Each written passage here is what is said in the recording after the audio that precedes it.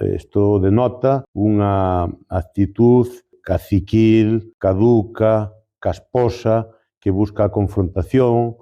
Primeiro, podo asegurar, e que deixar ben claro, teño a conciencia de que fixemos canto humanamente era posible para tratar de integrala no funcionamento do Concello, fixemos todo o posible, e logo falábamos de salarios, de áreas de relumbrón, en fin, non falábamos nin de proxectos, nin de facer esfuerzos para integrarnos e aportar na medida dos coñecementos e no perfil de cada un, é dicir, sí que me sorprendeu un pouco nese sentido, non?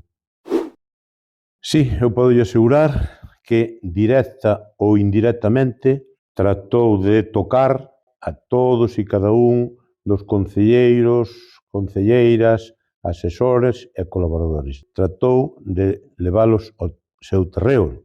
O mismo que foi evidente o nivel de crispación que foi capaz de instaurar nesta cidade, enfrentado a todos contra todos, rompendo colectivos, asociacións ou creando outras para contrapoñer. Incluso, mire usted, a relación personal dos concelleiros e concelleiras do Grupo Popular empeorou excesivamente co resto dos concelleiros. Isto denota unha actitud caciquil, caduca, casposa, que busca a confrontación e que, desde logo, non prioriza os intereses da cidade por encima de todo. O que utiliza é ese asalto ao Concello de Lugo na súa verdadeiro objetivo, que non é outro que o de ser presidente da Diputación e montar un feudo a súa imagen semejante da súa provincia.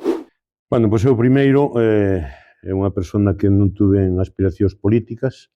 Para min, ser alcalde da cidade a que amo foi unha honra, un honor e a máxima satisfacción e a máxima aspiración que podía, por tanto, dou por máis que satisfeito. Por que continuo? Pois basicamente por compromiso. Por compromiso con esta cidade a que amo, por compromiso con este Concello, co partido, cos militantes, cos votantes e ca totalidade dos veciños e veciñas desta cidade que sempre me animaron, me deron alento, colaboraron comigo, e incluso neste caso por outra cousa, que é por ser coherente con toda a miña traxectoria vital desde hai moitos anos.